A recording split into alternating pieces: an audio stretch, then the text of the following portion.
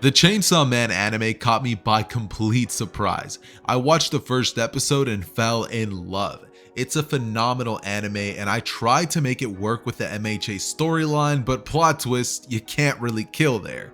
So that was almost impossible. So then I decided, let's take that very same concept and throw it into the world of Naruto, where there is war, revenge, chaos, and well, let's just see how that goes. So here is, what if Naruto was Denji's reincarnation? I hope you guys go on to enjoy, and if you do, you guys know what to do. Hit that little like button, turn those notifications on so you're informed when part 2 drops, and also subscribe if you haven't already. All that out of the way, enjoy. Hey Ross, sauce it up.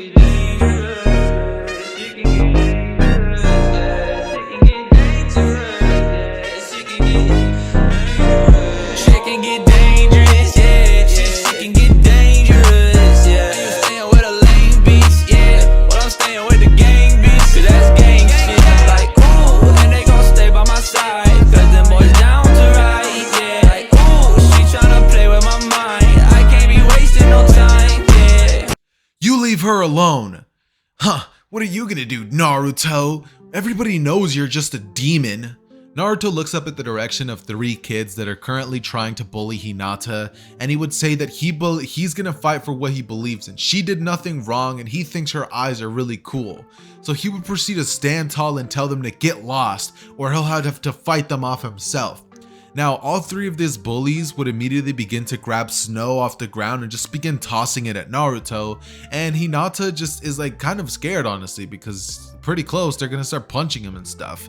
Naruto gets angry and in a fit of rage just grabs a ball of snow and just bam, whacks it at the leader. Immediately after this, the leader kid gets pretty angry, as most people would, and he would pretty much go towards the direction of Naruto, throwing a punch saying, "Ah, that's what you get." A right punch, a left punch, and the other little kids would eventually hold him down, so Naruto couldn't do anything. But Naruto, through sheer will and determination, would grab one of his arms and just throw the kid off of him, push him onto the ground, and headbutt him. The kid falls onto the ground and he's like, "Get out of here, guys. This kid has demon strength." And following this, all 3 of those kids absolutely begin to scurry away. Following this, Naruto goes to Hinata with a bloody, with a little blood on his face, some bruising, and he would look to Hinata as he would ask her how she is, like if she's okay. Hinata looks at him and is like, yeah, I'm fine. What about you? Are you okay? You protected me, right? Like just being extremely shy, the way that Hinata has always been, right?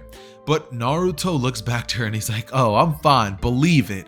As he then goes to look at Hinata and pretty much like begin to try to start a conversation. But it's at this point that one of the people who's watching over Hinata comes in and begins to essentially just push Naruto away and be like, "Lady Hinata, I've been looking all over for you. Why are you next to the demon kid?" And Hinata begins getting saddened by hearing that. Naruto just looks down and is like, "Yeah, demon. That's all they always know me at. That's all I am to them. I'm just a demon." Naruto just looks away, and from here he begins to pretty much just lay down on the ground. Suddenly, Naruto has snowflakes falling on him from the sky, and eventually he sees this strange orange little dog-looking creature that just walks up to him, right? Naruto sees this thing, and he sees that it's actually wounded, and he would look at it and be like, "Whoa, like what's going on? Like, are you okay?" Right? And the little dog just looks at him like it's obviously Pochita. It's a devil, not really just a dog, but Pochita looks back at him and he pretty much begins to like whimper a little bit, right? And Naruto just looks at him and he's like, "What do you need? Like, I'll help you. Like, I'll do anything that I can to help you." And Pochita pretty much goes to Naruto and begins to kind of lick the blood that's on his face. And Naruto just looks at him and can tell that he's getting healed. So Naruto's like, "Oh, you need blood?"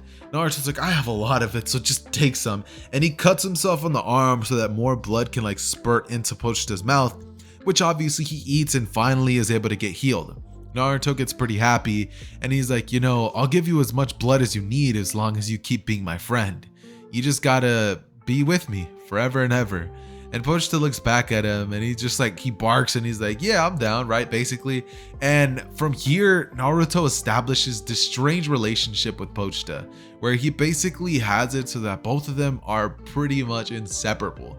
He ends up getting a bit of a same bond that he would have with Denji, And instead of struggling with food or having to pay off some loan sharks, Naruto instead struggles with having to financially, keep his money because he now has 2 mouths to feed. So Hiruzen did end up giving Naruto a bit more money to help out with that, but it's like they do not know how to manage their money.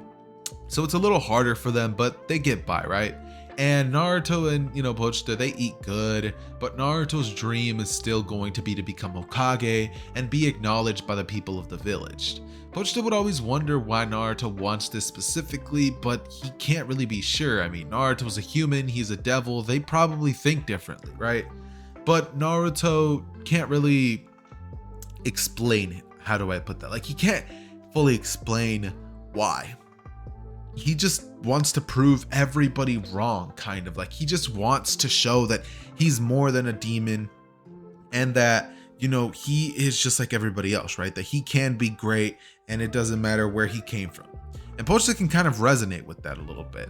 So eventually, years would pass and there would be occasions on Naruto's birthdays where both of them would end up actually getting beat up due to the fact that Naruto would actually get beat on the day of his birthdays. These would be the, the very famous Naruto, like the beat the demon day, right? In the books of everybody in the village. And Naruto just kind of doesn't really like his birthday because of that, because on one occasion they actually ended up going to beat Naruto up. Pochita tried to stand up for him, but he just got kicked away, and Naruto was pretty angry. He tried to fight back, but it was like grown men, so he couldn't really do anything. He would get beat regularly, nothing close to death, but he definitely would get injured every now and then, and Naruto would have practically gotten used to it. His life would relatively be almost unchanged to what it was in the original, and eventually one day would come when Naruto was about, let's say, 11 years old. He's 11 and a half. He's about to graduate the academy very, very soon. He's about to be 12 or 13, right? That's the age that Naruto was in the original. Let's actually say that he's 12 right now. He's going to be 13 when he graduates. But Naruto was essentially just chilling, right? It's his birthday again. He and Pochita are in their house and Naruto would hear a bang at the door. It's at this moment that Pochita would rush up there and begin barking like crazy, and Naruto walks up and he answers the door, not thinking much of it. Probably like, it's probably the old man. But he opens the door and Naruto, the last thing he sees would be like this bag that just goes over his head as he's like, let me go, right? He's trying to fight back, but these guys just have these malicious looks on their faces and they pretty much go to kidnap Naruto. After this, I'm almost positive that you guys know exactly where this is about to go. Not about to be pretty, but it's kind of something that needs to happen for Naruto to get the powers, right? If you guys have seen Chainsaw Man, you haven't seen it, definitely go watch it. It's pretty great. Only 3 episodes are out, so you're probably gonna have to end up reading the manga, which I have. Currently barely at chapter 35, so please, no spoilers down below. I'm working on it. But basically what ends up happening is these guys beat Naruto to a bloody pulp. They would actually beat Pochita and Naruto would pretty much die. Like, he literally gets stabbed. He gets like hit with a baseball bat. He literally is hung up by his arms and he can't fight. He doesn't even get the chance to even try to run away. That's how horrible these dudes are. But you know what? He doesn't need a chance to run away because he has Pochita, right? And Pochita is actually able to pretty much combine himself with Naruto, just like he would with Denji and Chainsaw Man, and tell him that, from now on, the terms of their contract's gonna change. That all he wants is to see Naruto fulfill his dream. Like, he just wants him to become Hokage. And he wants to see Naruto live out his life through, his self. Like, he'll watch him, right? Naruto, he gets really saddened by this and asks him like what he's talking about, but Pochita just smiles and says that I'll always be with you, right? And Naruto wakes up in this dumpster, right? He wakes up in the dumpster and he just is angry. He's like, they did this to you. They took you away from me, my only friend. At this point, he hasn't even made like friends with Iruka fully. Obviously, Shikamaru and Choji are there, but they weren't always there from him, just like Pochita was, right? So Naruto is going absolutely berserk. This is a world where it's like different from the normal world that Denji's from, right? So Naruto's enraged. He just grabs the cord and You know, he begins to make the chainsaws go loose, and the chainsaw head comes in, the 2 chainsaws in his hand, and Naruto looks towards the direction of the 5 guys that did that to him, and like he jumps out and the chainsaw noises are going off, right? And Naruto looks at them and just goes, "You did this to him. You killed him. And for that, you're gonna pay!" He rushes in and pretty much begins to start like cutting and like just chopping these dudes' arms off. He basically cuts one's head off, cuts one down straight through the middle, and just like with their bodies still in his chainsaw, he like lunges at the other ones. His right arm would have one of the guys like on his arm trying to beat at his head, but Naruto would like stick up his head and like chop his head off, right? And then he just punches one dude into another guy and he just slaughters them. Literally, he slaughters them. And that's as simple as I can put it. He kills each and every single one of them, right? And Naruto, after he does this, is basically able to just get out of there, like in a rage. Like he begins to spill like genuine tears, right? Like before he leaves, obviously. And he is crying, like, because he never thought that he would ever take something that far. Like he never thought he would kill people, but he relished in it. It was as if like he wanted to, like a part of his emotions were gone. Like his like heart was gone. Like the original Naruto has never killed anybody, not that I'm aware of. So Naruto having killed somebody at this current moment, like obviously he hasn't just killed people for no reason is what I mean. Naruto doesn't kill, but like he hasn't just killed people for no reason. And these guys obviously gave him a reason, but it's like even then he would feel like a bit of like what he did was wrong, but right now he just feels as if he wants more. So Naruto waits there until that form finally fades and he passes out. And, you know, he would eventually walk towards the Hokage's tower with people giving him strange looks because he's covered in blood. And a shinobi walking over to Naruto telling him that he looks suspicious. He's going to take him to Hiruzen. Naruto says that he was about to go there anyways. And so he just kind of falls into unconsciousness and wakes up in a hospital bed with Hiruzen looking over him as he asks him, "Naruto boy, what happened?" Naruto looks back at Hiruzen and is like, "They killed him." And Hiruzen asks him, "What are you talking about, Naruto?" Right? We switch up Naruto and he pretty much just begins to explain everything, telling him that those bastards, they kidnapped him from his house and they beat him and they actually killed him. They explained that they killed Naruto and Pochita had a fuse together with him for Naruto to keep living and surviving.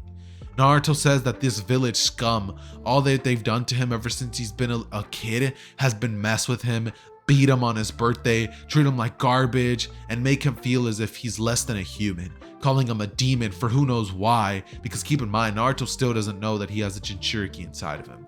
But Naruto is just like angry and he feels this rage come over him. Hiruzen seeing this for the very first time would feel terrible because as a Hokage, he feels as though he's failed Naruto because he let this happen to him for so many years, and it wasn't until things were too late that now finally he's gonna step in and say something. But he grabs Naruto into a hug and tells him that he'll never have to go through that again, that as a Hokage, he will fix this and make things right. He tells Naruto that because he hasn't been there for him for the rest of his life, he's gonna try to be there for the remainder of it, right? And he goes out and makes a public statement basically saying that if anybody continues to treat Naruto the way that they have been, they will literally be publicly executed. And everybody finally starts taking it seriously and leaves Naruto alone. Obviously some people still give him stares, but it's a lot better than what he had before. But on top of that, Naruto now has something new in his life, Hiruzen.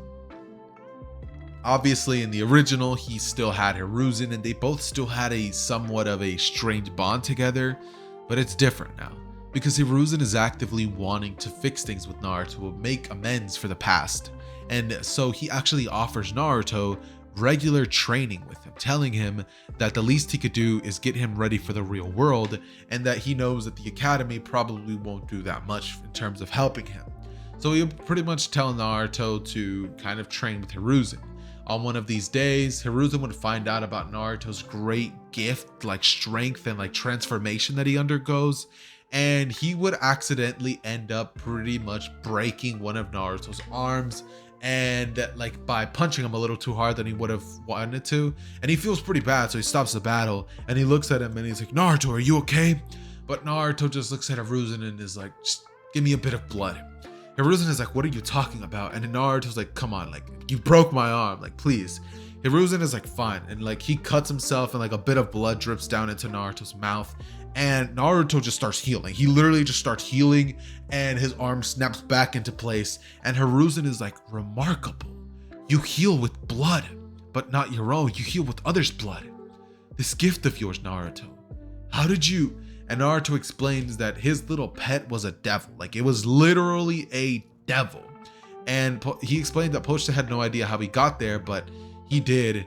And because of anime BS, and like, let's just say that Truck-kun got him there. Like he was walking with Denji one day, and plot twist, he accidentally like walks into the road and Truck-kun like isekais him to Naruto, right? Like, I don't know why. That's like the only way that I could think about it at the top of my head at the moment. But basically, he just goes on to tell Hiruzen that, and what we end up getting is this scene where Hiruzen is extremely impressed by Naruto, and we just have this moment where they continue training, and because Hiruzen knows he doesn't really have to hold back, he pretty much just gets a bit of blood from like surgeries and like donations and stuff like that that he would give to Naruto as a supply to heal himself whenever he needs, right? And basically they would continue training with Hiruzen beating Naruto, teaching him different lessons about how to fight, how to use those chainsaws properly, how to be unorthodox with his fighting style, and overall just teaching him like taijutsu based attacks, right? Making him faster, stronger, smarter.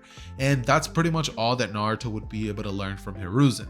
Eventually the day of the graduation would arrive, and Naruto this time around would be able to pull off the shadow clone. Regardless though, his markings on the test would still be poor and he would still fail, leading to Mizuki actually offering Naruto the opportunity of a secret test to actually become a Genin. He does so, and this would kind of go similar to how it does in the original, except when Naruto creates a bunch of shadow clones and they go beat Mizuki up, we get this extremely dope scene where Naruto uses his his chainsaw ability with his shadow clones, and they tear him to shreds. I mean, parts of Mizuki literally go flying everywhere, and Naruto would look at, Iruka, as Iruka just looks at Naruto and is like, Naruto, how did you... And Naruto explains that, his little pet fused with him and now he has these strange abilities.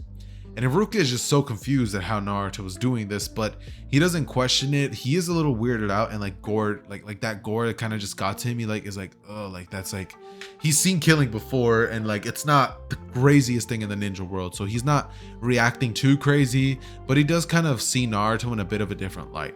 So they don't really go out to go get ramen that day, and instead Iruka just tells Naruto that he can actually be upgraded since he was able to defeat a Chunin, and Naruto is actually able to become a Genin just like that. We then get this other interaction instead of what we would have gotten in the original, where all of Team 7 gets assigned to their team, and instead of Naruto sitting there and trying to play some dumb prank because of Kakashi being late, he instead just decides that there's really no point. And when Kakashi enters the room, Kakashi would be like, hey guys, sorry I'm so late. Naruto walks up to Kakashi and asks him why he's so late, and Kakashi would be like, I was lost on the path of... Until eventually Kakashi grabs his nuts and is like, and Naruto just kicked him. He straight up just kicked this man in the nuts. Kakashi was not expecting that whatsoever. And he looks down at Naruto and is like, why you little? And Naruto just looks at him and he's like, the next time you're late, I'm gonna kick you again. And Kakashi is like, oh my god, like I swear to god, dude, if you weren't on my squad and you weren't the son of my previous teacher, I would have sent you flying. And he's just like, meet me up on the roof with a forced smile on his face, right? They all go on to tell each other their goals, and Kakashi explains not to eat anything for the test that they have upcoming tomorrow. What ends up happening after this current point in time is basically we get this extremely funny scene where Naruto and Kakashi just have this strange weird air in the room, and we also prevent the entire situation with Naruto, transforming into Sasuke and trying to steal a kiss from her. It's just so unnecessary. We don't need that part, so we're just going to be removing that entirely as a whole, and Naruto is going to have a different scene where he's at home simply just enjoying ramen by himself. And when he's there, he's just sad thinking about Pochita, right? Like, he always always used to share. All of his ramen bowls would always be like 75% of him, 25% for his pet, right? But now he's gone. And like, this is just hitting Naruto as every day goes by, because when he's by himself alone, he's truly alone. Since the day that he saved Hinata, he was never alone, because at least he had a pet, but Poached is gone. He would hold that, the string that he has attached to his body, and he would just like hold it tight and just like decide to pass out. The very next day, he would wake up and pretty much just begin getting ready for the bell test. And once he would arrive, he would actually notice, strangely, that Kakashi was there on time, right? Like, wouldn't you know it? Kakashi was there on time. Naruto smiles, and Kakashi just has this devious look on his face, right? They're about to start the bell test, and Kakashi just explains to the team like how it works and what they're about to be doing. Naruto looks to Kakashi and just pretty much tells him thanks for being on time, right? Kakashi just is like, no problem, kid. And you just thinking about what he's about to do to Naruto during this test. Like, he's about to hit him with the 1,000 years of death, like jutsu. Like, he's about to get his back in blood, literally. Like, that's what Kakashi's thinking, because he's not about to let that slide. Like, him personally, he's not letting that slide. But anyways, the bell test would commence, and we get this dope scene where Kakashi simply says 3, 2, but Naruto goes on regardless, and he's like, I didn't say 1. But Naruto rushes in and he's all like, too late. And Kakashi just kind of substitutes behind Naruto and is just like, yeah, late for you. 1,000 years of death.